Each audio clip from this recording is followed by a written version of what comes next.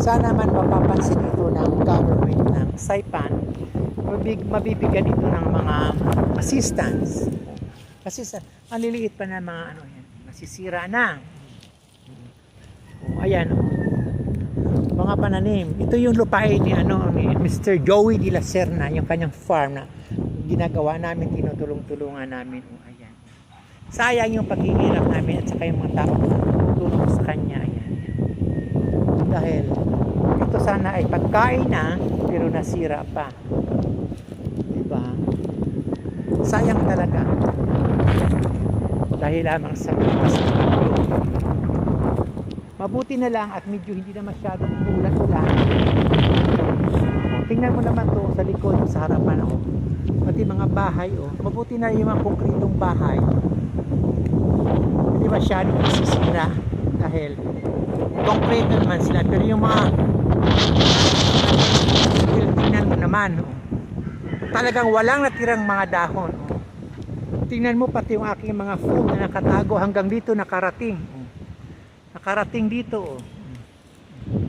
Kita mo pati yung aking mga galon nagliliparan pati yung upuan ko ayan nagliliparan. Diyos ko, ano mangyayari yan ayan, diba?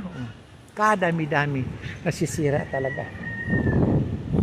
So ito naman ang tingnan natin yung mga pananim.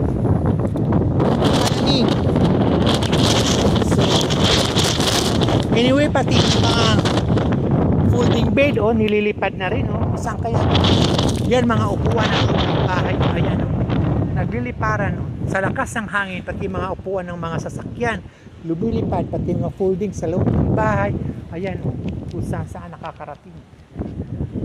So, ito naman ang ito mga pananim naman ito mga pananim sana ito mga talong. Tingnan mo naman nangyari sa talong, kawawa mga talong. Sila